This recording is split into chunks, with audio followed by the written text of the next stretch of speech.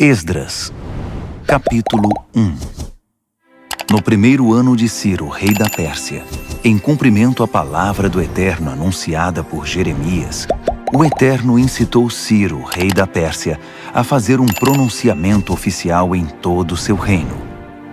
Ele o formulou da seguinte maneira: Decreto de Ciro, rei da Pérsia. O Eterno, o Deus dos céus, entregou-me todos os reinos da terra. Ele também me encarregou de construir um templo de adoração a Ele em Jerusalém de Judá. Todos os que pertencem ao povo do Eterno, sintam-se convocados, e que o Eterno, seu Deus, esteja com vocês.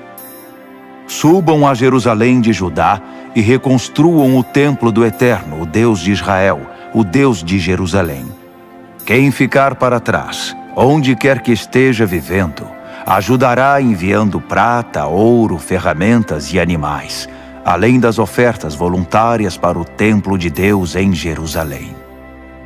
Os chefes das famílias de Judá e de Benjamim, os sacerdotes e levitas, e todos aqueles que Deus despertou, partiram para reconstruir o templo do Eterno em Jerusalém. Os vizinhos ajudaram, trazendo entusiasticamente prata, ouro, ferramentas, animais, objetos de valor e, acima de tudo, ofertas voluntárias. O rei Ciro também entregou a eles todos os objetos e utensílios do templo do Eterno que Nabucodonosor havia levado de Jerusalém e que estavam no templo dos seus deuses. O rei da Pérsia designou o tesoureiro Mitredate responsável pela transferência. Ele fez um levantamento completo daqueles itens e os entregou a Sesbazar, governador de Judá. Eis a lista: 30 bacias de ouro, 1000 bacias de prata, 29 panelas de prata, 30 tigelas de ouro, 410 tigelas de ouro de segunda linha, 1000 itens variados. Ao todo, Sesbazar levou consigo 5.400 objetos de ouro e de prata quando voltou com os exilados da Babilônia para Jerusalém. Esdras, capítulo 2. Estes são os habitantes da província que retornaram do cativeiro, os exilados que Nabucodonosor, rei da Babilônia, tinha levado cativo. Eles voltaram para Jerusalém e Judá, cada um para sua cidade. Acompanhavam Zorobabel, Jesua, Neemias, Seraías, Reelaías, Mardoqueu, Bilzã, Mispar, Bigvai, Reum e Baaná. Este é o número dos que retornaram, de acordo com sua família de origem. Parós, 2.172. Cefatias, 372. Ara, 775. Paate-Moabe, descendentes de Jesua e Joabe, 2.812. Elão, 1.254. Zatu, 945. Zacai, 760. Bani, 642. Bebai, 623. Asgade, 1.222. Adonicão, 666. Bigvai, 2.056. Adim, 454. Ater, descendentes de Ezequias, 98. Bezai, 323. Jora, 112. Rassum, 223. Gibar, 95. Israelitas identificados por lugar de origem: Belém, 123. Netofate, 56. Ananote, 128. Asmavete, 42. Kiriate-Jearim, Sefira e Beerote, 743. Ramá e Geba, 621. Micmas, 122. Betel e Ai, 223. Nebo, 52. Magbis, 156. O outro Elão, 1254. Harim, 320. Lode, Hadide e Ono, 725. Jericó, 345. Senaá, 3630. As famílias sacerdotais: Gedaías, descendentes de Jesua, 973. Imer, 1052. Pazur, 1247. Harim, 1017. As famílias dos levitas: Jesua e Cadmiel, descendentes de Rodavias, 74. Os cantores, da descendência de Asaf, 128. Descendentes dos guardas: Salum, Ater, Talmon, Acube, Atita, Sobai, 139. Descendentes dos servidores do templo: Zia, Razufa, Tabaote, Queros, Sia, Padom, Lebana, Hagaba, Acube, Hagabe, Sanlai, Hanã, Gidel, Gaar, Reaías, Rezim, Necoda, Gazão, Uzá, Pazéia, Bezai, Asná, Meunim, Nefuzim, Baquebuque, Racufa, Harur, Baslute, Meida, Harza, Barcos, Císera, Tamá, Nesias e Ratifa. Descendentes dos servos de Salomão: Sotai, Soferete, Peruda, Jaala, Darcom, Gidel, Cefatias, Ratil, Poquerete Razebaim e Ami. O total dos servidores do templo de Salomão eram 392. Estes vieram de Tel-Melá, Tel-Harza, Querube, Adã e Imer, mas não puderam provar que eram descendentes dos israelitas: Delaías, Tobias e Necoda, 652.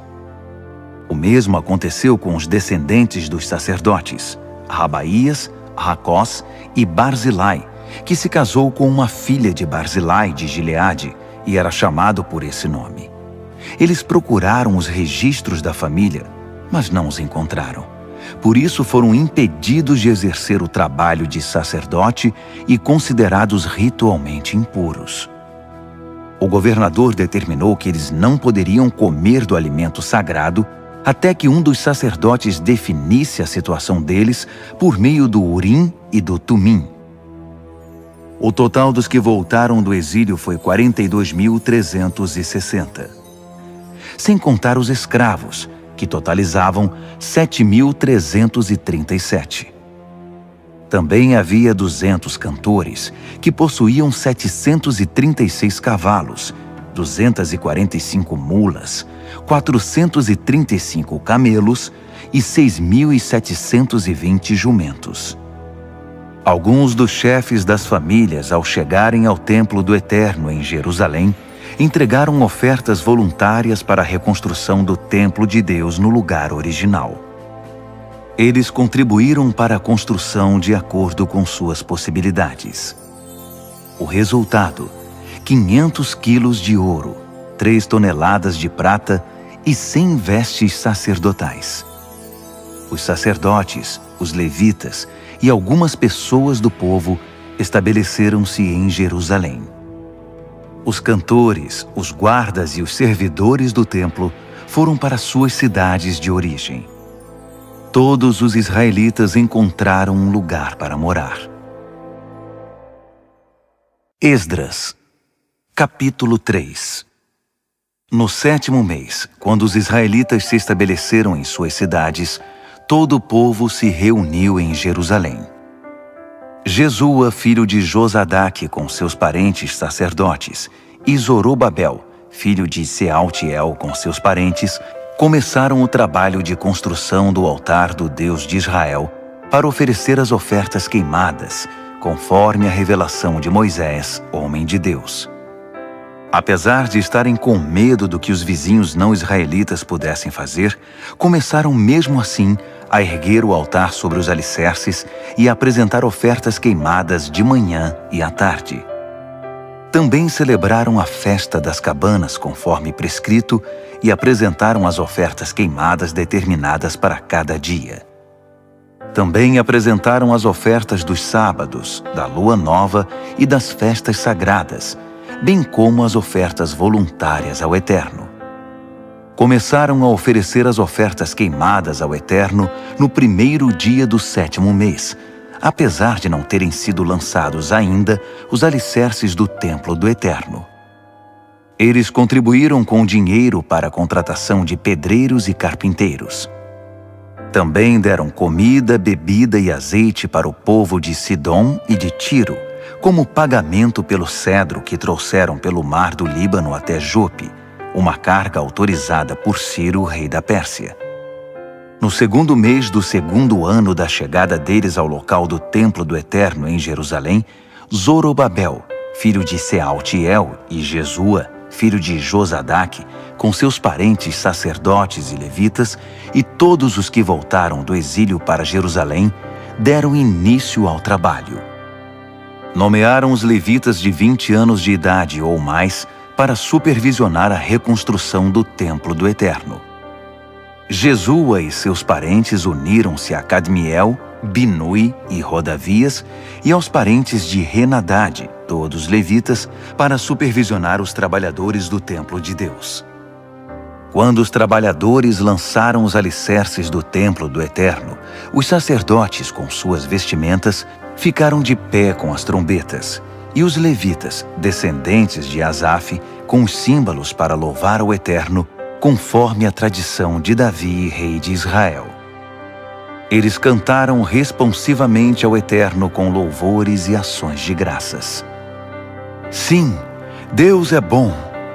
Ah, sim, Ele nunca deixará de amar a Israel. Todo o povo pulou de alegria, louvando ao Eterno, pois os alicerces do templo do Eterno foram lançados. Enquanto a multidão cantava alegremente, muitos dos sacerdotes, levitas e chefes das famílias que tinham visto o primeiro templo choravam incontrolavelmente ao ver os alicerces do novo templo.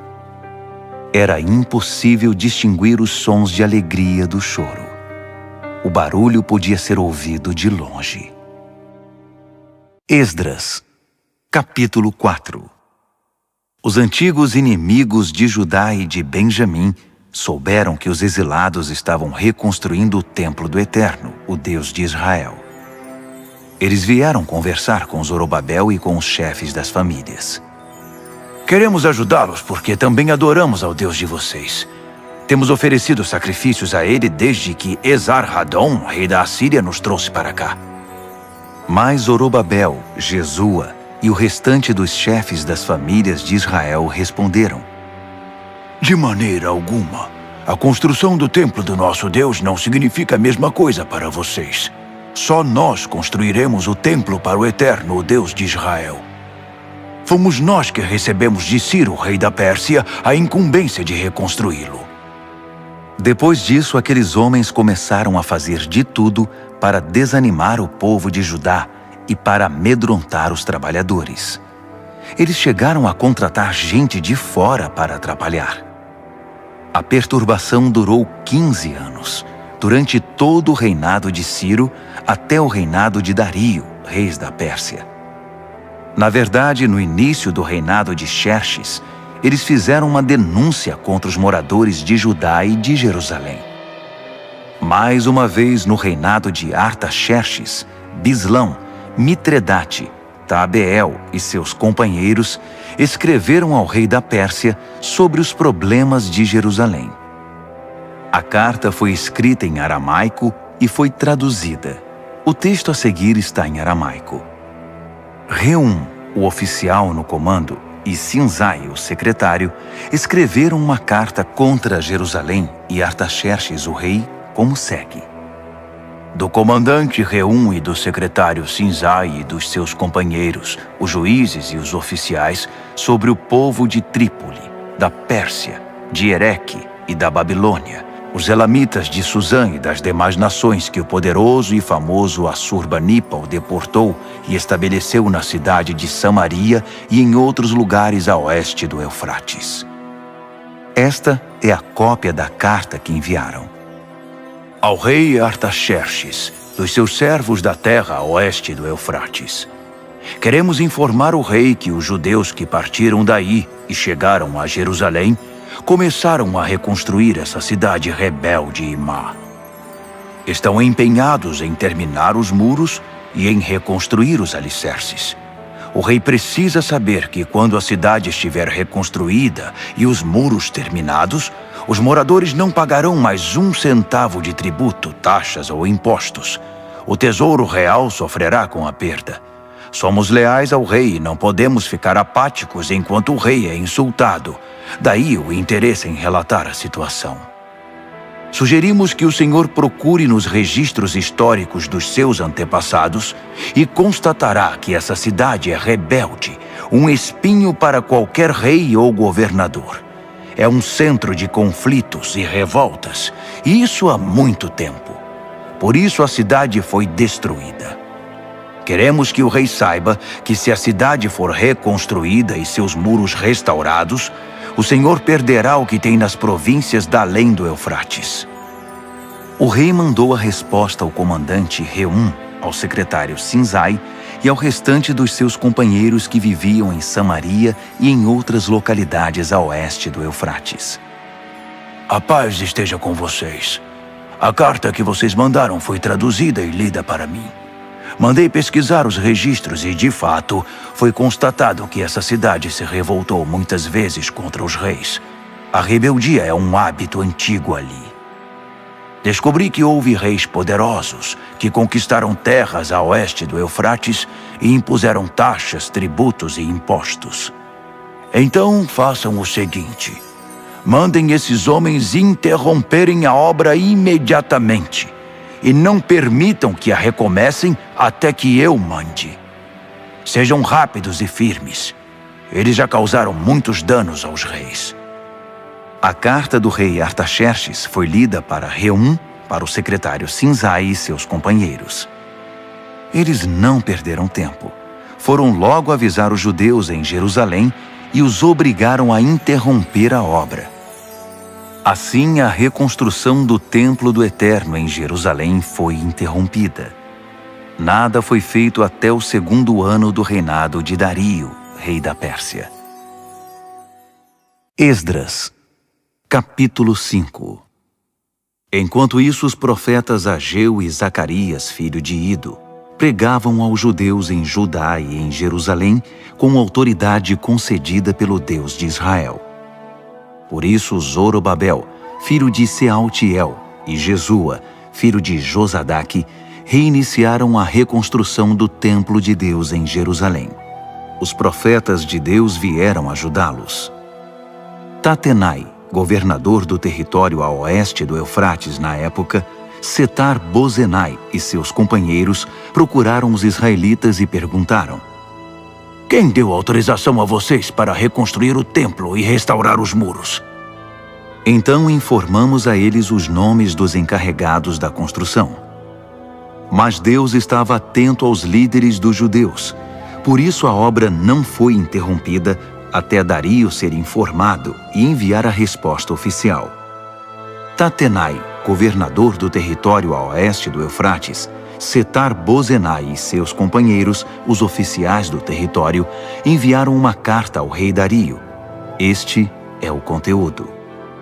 Ao rei Dario, paz e sucesso.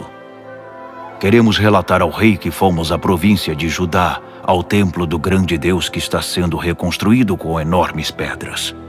No momento estão pondo as vigas de madeira nas paredes. A obra está sendo executada com empenho e rapidez. Perguntamos aos líderes: quem deu autorização a vocês para reconstruir o templo e restaurar os muros? Também pedimos os nomes dos responsáveis para que pudéssemos informar quem são os encarregados da construção. Eles nos disseram o seguinte: somos servos do Deus dos céus e da terra. Estamos reconstruindo o templo que foi construído muito tempo atrás. Um grande rei de Israel construiu toda esta estrutura. Mas nossos antepassados deixaram o Deus dos céus furioso. Por isso, ele os entregou nas mãos de Nabucodonosor, rei da Babilônia, que destruiu o templo e levou o povo cativo para a Babilônia. Mas quando Ciro se tornou rei da Babilônia, no seu primeiro ano, autorizou a reconstrução do templo de Deus. Além disso, devolveu os utensílios de ouro e de prata do templo de Deus que Nabucodonosor tinha levado embora e posto no templo na Babilônia. O rei Ciro retirou-os do templo da Babilônia e os entregou a Sesbazar, a quem nomeou governador. Ele disse a Sesbazar: "Ponha estes utensílios de volta no templo de Jerusalém." Desde então, estamos reconstruindo o templo, mas ainda não terminamos. Agora, se o rei concordar, procure nos registros dos arquivos reais da Babilônia se de fato o rei Ciro autorizou a reconstrução do templo de Deus em Jerusalém. Então, por favor, informe-nos da decisão do rei sobre o assunto. Esdras, capítulo 6. O rei Dario mandou procurar aqueles registros nos arquivos da Babilônia, e foi encontrado um rolo na fortaleza de Ecbatana, na província da Média, com o seguinte registro. Memorando. No primeiro ano do seu reinado, Ciro promulgou um decreto com respeito ao templo de Deus em Jerusalém, nos seguintes termos: o templo no qual foram oferecidos sacrifícios deve ser reconstruído sobre novos alicerces. Terá 27 metros de altura e 27 metros de largura, com 3 camadas de pedras grandes e uma de madeira. O custo da obra será pago pela tesouraria do reino. Os utensílios de ouro e de prata do templo de Deus, que Nabucodonosor levou para a Babilônia, deverão ser devolvidos ao templo de Jerusalém, cada um ao seu devido lugar. Ordeno que sejam postos de volta no templo de Deus. Dario respondeu: Agora ouçam, Tatenai, governador do território a oeste do Eufrates, Setar-Bozenai, seus companheiros e todos os oficiais do território. Não os impeçam. Deixem o governador e os líderes dos judeus em paz, para que possam dedicar-se à reconstrução do templo de Deus. Portanto, determino oficialmente que vocês ajudem os líderes dos judeus na reconstrução do templo de Deus da seguinte forma. 1. Todos os custos da construção serão pagos pela tesouraria do reino, dos tributos arrecadados do território a oeste do Eufrates. Pague-nos em dia, para que a obra não seja interrompida. 2. O que for preciso para a adoração deles, novilhos, carneiros e cordeiros, para as ofertas queimadas ao Deus dos céus, e todo o trigo, sal, vinho e azeite que os sacerdotes de Jerusalém solicitarem, deve ser entregue a eles sem demora, para que possam oferecer seus sacrifícios ao Deus dos céus e orar pela vida do rei e dos seus filhos. Determino ainda que qualquer um que violar essa ordem seja pendurado numa viga tirada da própria casa do réu, depois que ela for reduzida a um monte de entulho. Que o Deus, cujo nome foi posto naquele local, destrua qualquer rei ou povo que ouse desrespeitar esse decreto e destruir o templo de Deus em Jerusalém. Eu, Dario, o decretei. Executem exatamente como está determinado e rapidamente. Tatenai, governador do território a oeste do Eufrates, Setar-Bozenai e seus companheiros cumpriram à risca o decreto de Dario. Assim, os líderes dos judeus deram prosseguimento à construção. A obra continuava exatamente como os profetas Ageu e Zacarias, filho de Ido, haviam anunciado. A obra foi terminada sob a ordem do Deus de Israel e a autorização de Ciro, Dario e Artaxerxes, reis da Pérsia. O templo foi concluído no dia 3 do mês de Adar, no 6º ano do reinado do rei Dario. Os israelitas, os sacerdotes, os levitas e o restante dos exilados celebraram entusiasticamente a dedicação do templo de Deus. Para a cerimônia de dedicação, ofereceram 100 novilhos, 200 carneiros e 400 cordeiros. Como oferta de perdão, ofereceram 12 cabritos, um para cada tribo de Israel. Distribuíram os sacerdotes pelos seus turnos e os levitas conforme suas funções no serviço de Deus em Jerusalém, tudo de acordo com o que está escrito no livro de Moisés. No dia 14 do primeiro mês, os exilados celebraram a Páscoa. Todos os sacerdotes e levitas, sem exceção, se consagraram. Estavam todos ritualmente puros, e os levitas ofereceram um cordeiro da Páscoa pelos exilados, por seus companheiros sacerdotes e por si mesmos. Os israelitas que voltaram do exílio e todos os que abandonaram as práticas profanas das nações vizinhas para se unir a eles e buscar o Eterno, o Deus de Israel, participaram da refeição da Páscoa. Os 7 dias da festa dos pães sem fermento foram uma alegre celebração. O Eterno tinha mesmo dado a eles razão para muita alegria, pois havia mudado a mente do rei da Assíria e conquistado para eles seu apoio na construção do templo de Deus, o Deus de Israel. Esdras, capítulo 7. A chegada de Esdras se deu após esses acontecimentos. Foi durante o reinado de Artaxerxes, rei da Pérsia.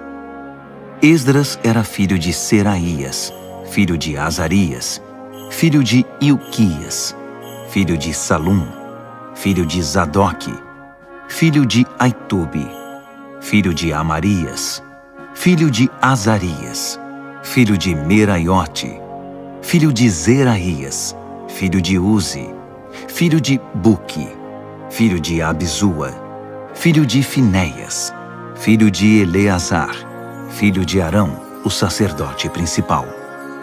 Esse era Esdras. Ele veio da Babilônia e era profundo conhecedor da revelação de Moisés, dada pelo Eterno, o Deus de Israel. Como a mão do Eterno estava com Esdras, o rei concedeu tudo o que ele havia pedido.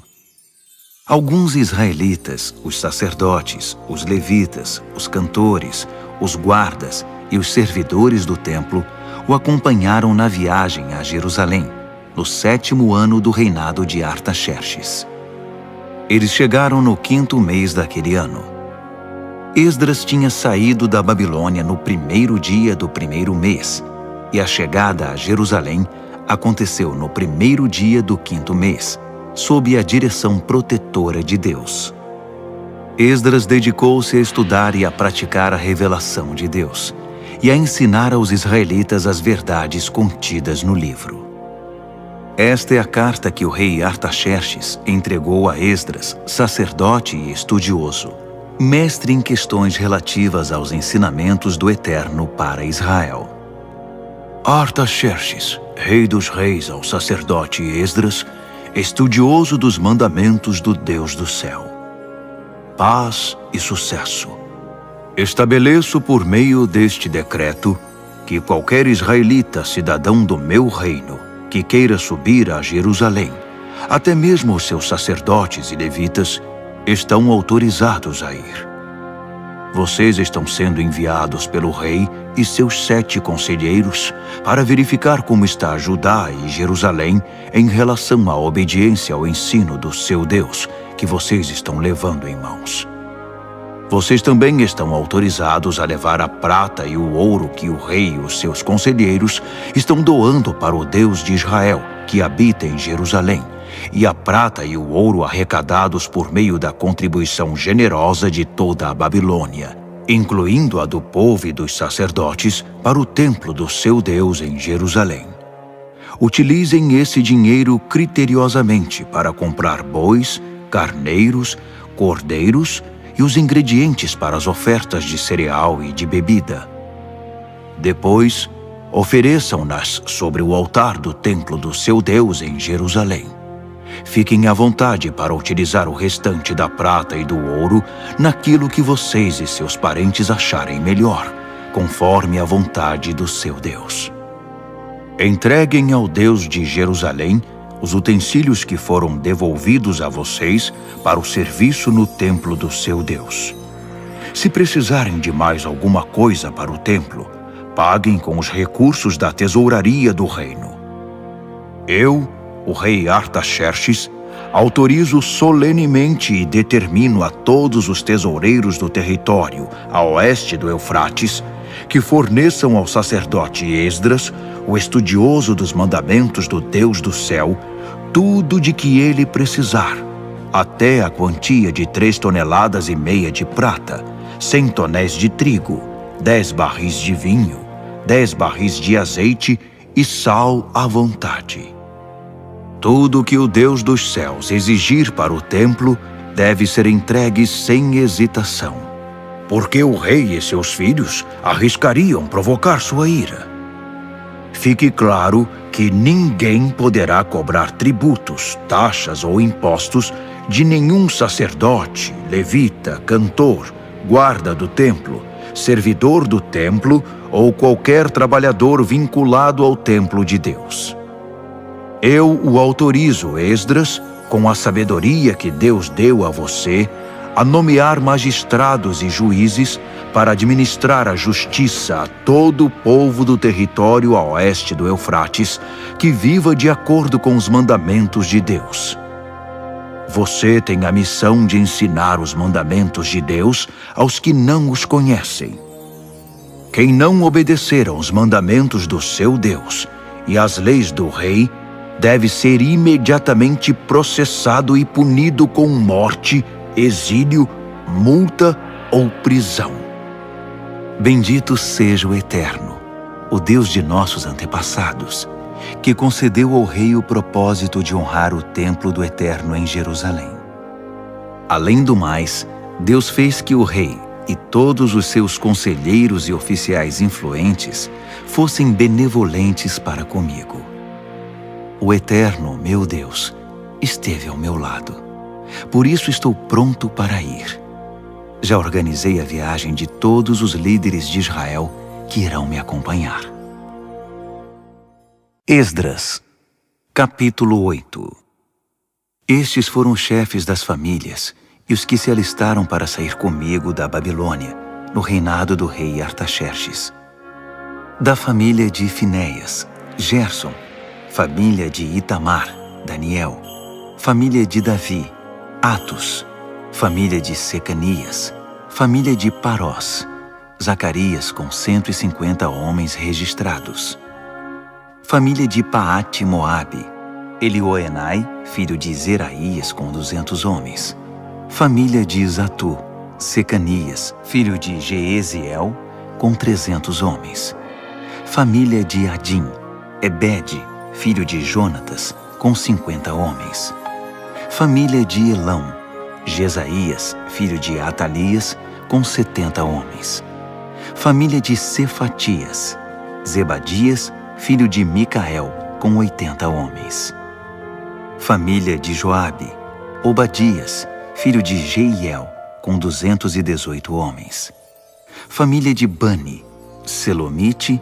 filho de Josifias, com 160 homens; família de Bebai, Zacarias, filho de Bebai, com 28 homens; família de Asgade, Joanã, filho de Racatã, com 110 homens; família de Adonicão, trazendo os últimos, Elifelete, Jeuel, Semaías, com 60 homens; família de Bigvai, Utai e Zabude, com 70 homens.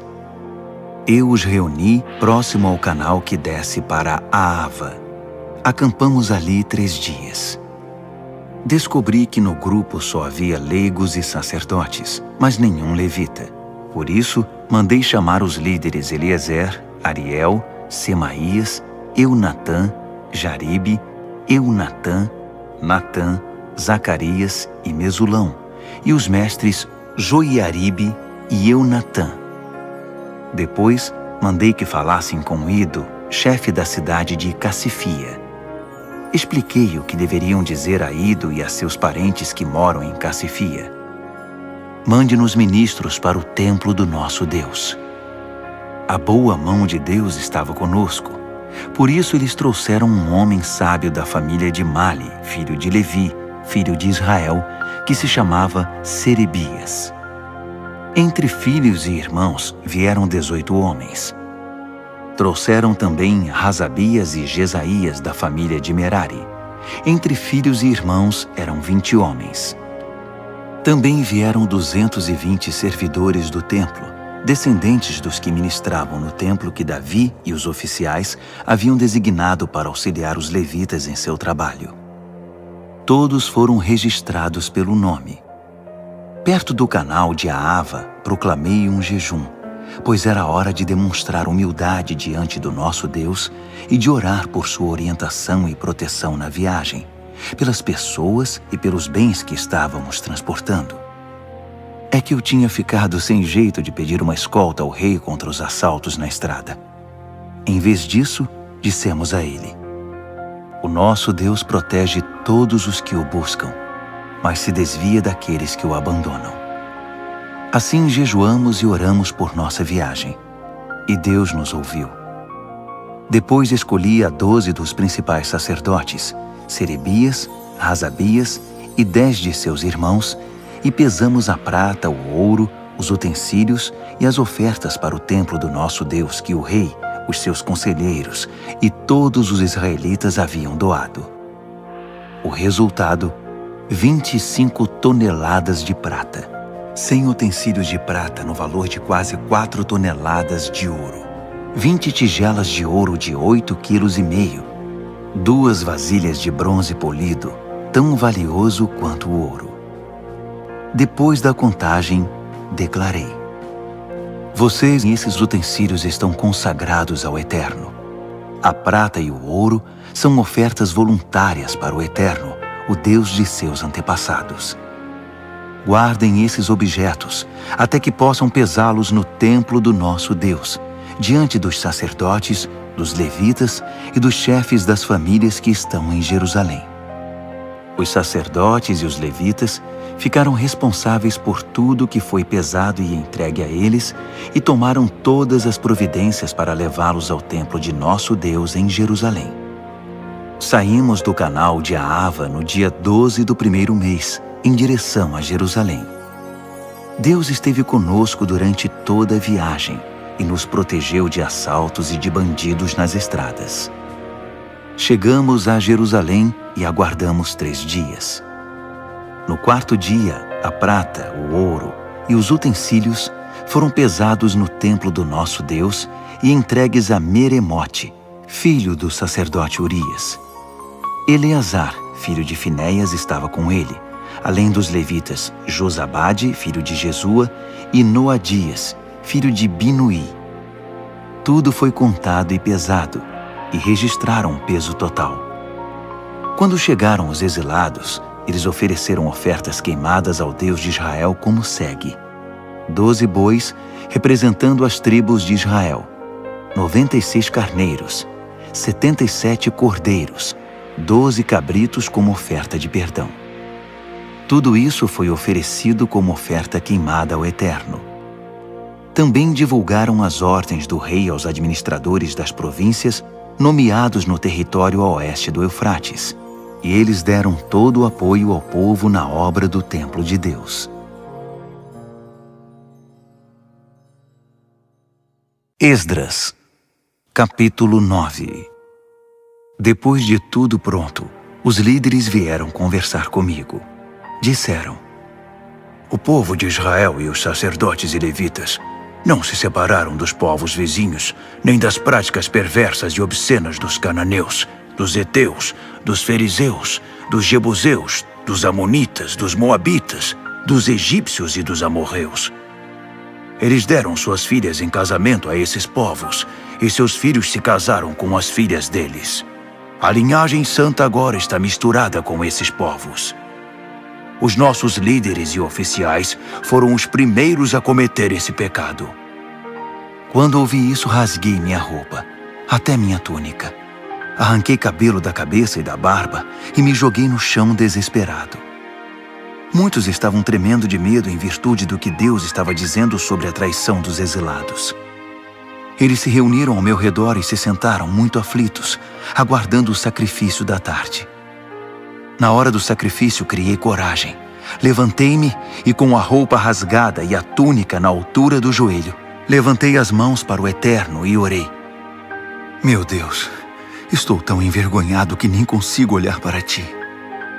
Nossos pecados são maiores do que nós e nos impedem de enxergar.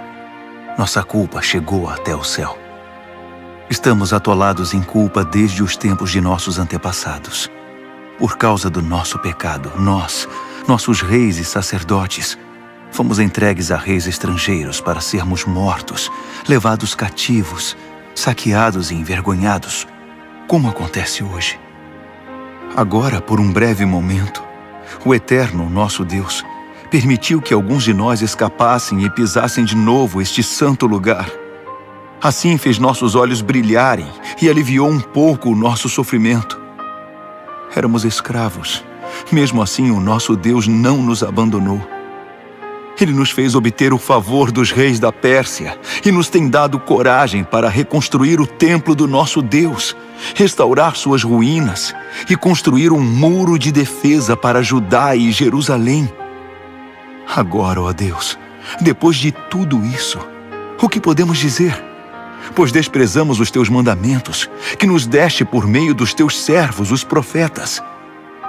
Eles nos disseram: a terra que vocês vão possuir está poluída, entulhada com a perversidade do povo que vive ali. Eles a contaminaram com suas práticas abomináveis. Por isso, jamais entreguem suas filhas em casamento aos filhos daqueles povos, nem deixem que as filhas deles se casem com seus filhos. Não permitam que esses povos se sintam à vontade no meio de vocês. Não se envolvam com eles, nem se tornem amigos deles, para que vocês se tornem um povo forte, ganhem bastante dinheiro e deixem um patrimônio razoável para os filhos. Depois de tudo isso que sofremos, por causa de nossos erros e da culpa que acumulamos, ainda que o castigo tenha sido muito menor que o merecido, porque tu nos livraste da opressão, estamos outra vez quebrando os teus mandamentos. Nossos filhos estão se casando com pessoas que praticam perversidades. Não seria isso motivo para que elimines este povo, sem deixar um único remanescente, sem dar a ninguém a chance de escapar? Tu és o Deus justo de Israel. E hoje não passamos de um pequeno bando de exilados que conseguiram sobreviver. Olha para nós, que estamos diante de ti com toda essa culpa. Mas sabemos que não vamos aguentar esta situação por muito tempo. Esdras, capítulo 10. Esdras chorava, prostrado diante do templo de Deus. Enquanto orava e fazia essa confissão, uma multidão imensa de homens, mulheres e crianças de Israel se aglomerou em torno dele, e todos começaram a chorar compulsivamente. Secanias, filho de Jeiel, da descendência de Elão, na condição de porta-voz do povo, disse a Esdras: traímos o nosso Deus, casando-nos com mulheres estrangeiras dos povos ao redor. Mas nem tudo está perdido, ainda há esperança para Israel. Vamos fazer uma aliança agora mesmo com o nosso Deus. Vamos mandar embora todas essas mulheres e seus filhos, de acordo com o que o meu Senhor e aqueles que respeitam os mandamentos de Deus estão dizendo. Agora, Esdras, levante-se, tome a iniciativa e nós o apoiaremos. E não volte atrás. Assim Esdras arrancou dos sacerdotes, dos levitas e de todo Israel a promessa solene de acatar a proposta de Secanias. E eles honraram a promessa. Esdras deixou a praça que ficava em frente do templo de Deus e foi para a casa de Joanã, filho de Eliasibe, onde se hospedou. Ele continuou jejuando sem comer nem beber nada e chorando por causa da traição dos exilados. Depois disso, foram enviados mensageiros a todo o território de Judá e por toda Jerusalém, convocando os exilados a se reunirem em Jerusalém. Quem não aparecesse dentro de 3 dias, conforme a decisão dos líderes e das autoridades, teria seus bens confiscados e seria eliminado da comunidade. 3 dias depois, todos os homens de Judá e de Benjamim estavam em Jerusalém. No dia 20 do 9º mês, todos se sentaram na praça em frente do templo de Deus, impacientes, inquietos e ansiosos por causa da relevância do assunto da reunião e porque chovia muito. Finalmente, o sacerdote Esdras levantou-se e declarou: Vocês são traidores! Casaram-se com mulheres estrangeiras e assim aumentaram a culpa de Israel. Agora reconheçam seu erro diante do Eterno, o Deus de seus antepassados, e façam o que ele exige de vocês. Mantenham distância dos povos da terra e separem-se das mulheres estrangeiras. Toda a congregação respondeu a uma só voz: Sim, faremos tudo o que você mandar. Mas havia uma ressalva. Veja bem, tem muita gente aqui e estamos na época da chuva. Você não espera que resolvamos isso agora, debaixo de chuva, não é? Vai ser preciso esperar um pouco, porque foram muitos os que cometeram esse erro. Devemos deixar que nossos líderes decidam pela congregação e que cada homem que vive em nossas cidades e tenha se casado com uma estrangeira compareça aqui numa data determinada, acompanhado das autoridades e dos juízes da cidade. Faremos isso até que o furor da ira do nosso Deus se afaste de nós.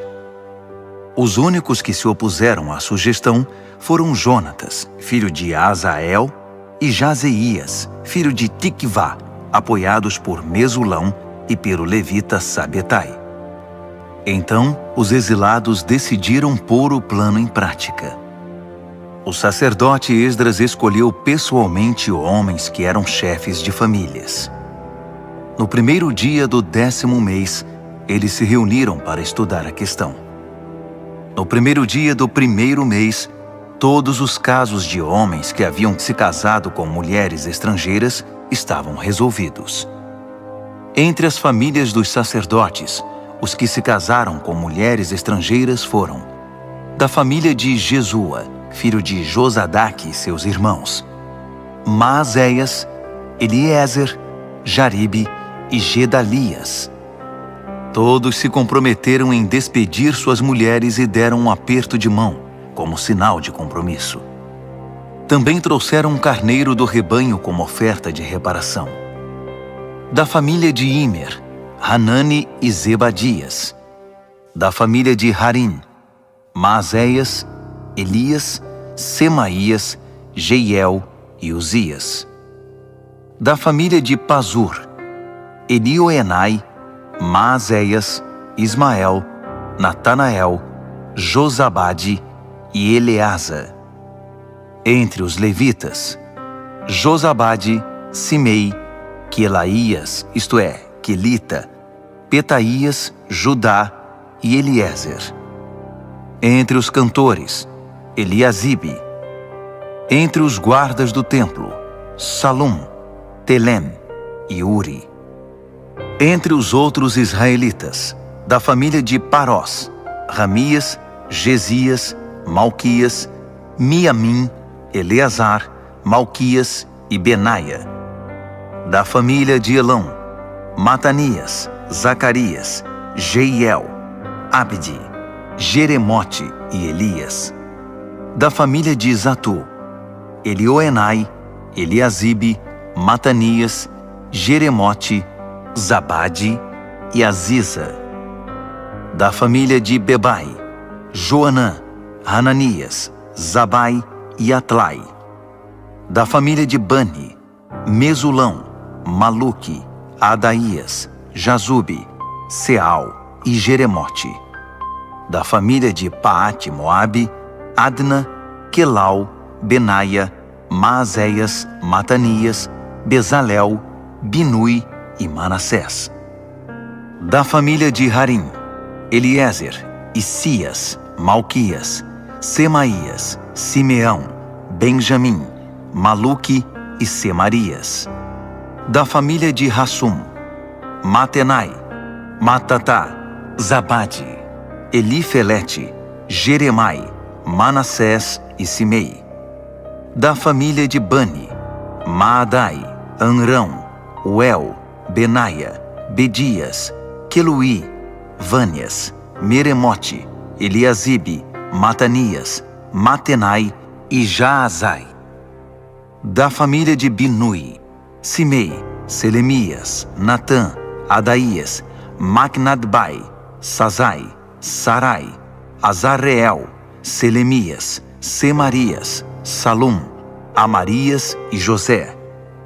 Da família de Nebo, Jeiel, Matitias, Zabade, Zebina, Jadai, Joel e Benaia. Todos esses se casaram com mulheres estrangeiras, e alguns deles tiveram filhos com elas.